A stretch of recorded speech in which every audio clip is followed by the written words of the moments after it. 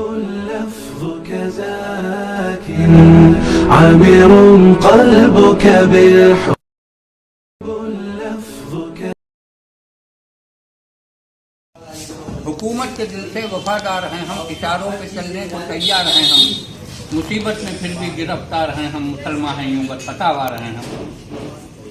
سزا مل رہی ہے عداوت سے پہلے، سمجھتے ہیں باغی بغاوت سے پہلے. مسلمان چین اور جاپان میں ہیں، یہی قوم روس اور یونان میں ہیں، یہی لیگ یورپ اور سوڈان میں ہیں، جہاں بھی ہیں یہ امن و امان میں ہیں. ہر ایک ملک میں تو وفادار ہیں ہم، مگر ہند میں سے تو غدار ہیں ہم.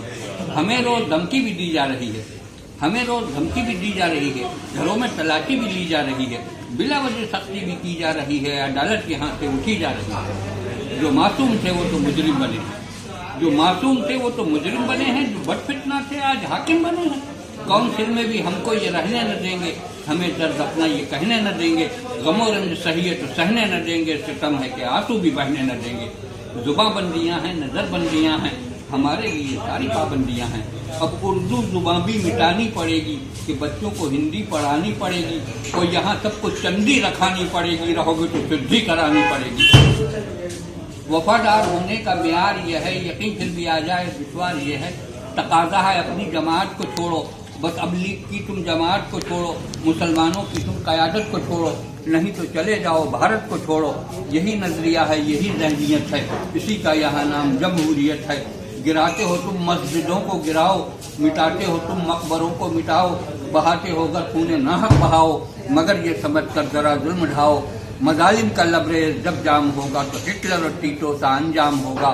ہمیں ملک سے ہے بھگانے کی خواہش، ہمیں دہر سے ہے مٹانے کی خواہش، تو سن لیں جنہیں ہے مٹانے کی خواہش، تو ہم کو بھی ہے سر کٹانے کی خواہش. کٹے گا سر تو یہ مضمون ہوگا، ہمالیہ سے شیلانگ تک خون ہوگا.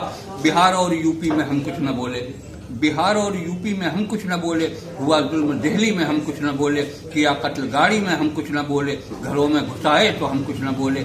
مظالم اگر یوں ہی ہوتے رہیں گے تو کیا اہل ایمان سوتے رہیں گے؟ الگ ہو کے برطانیہ دیکھتا ہے، ہر ایک قوم کا پیشوا دیکھتا ہے، زمانہ ہر ایک ماجرا دیکھتا ہے، کوئی دیکھے نہ دیکھے خدا دیکھتا ہے. کرے گا جو ظلم یوں آزاد ہو کر، وہ خود ہی مٹ جائے گا آپ برباد ہو کر. بہت اچھے.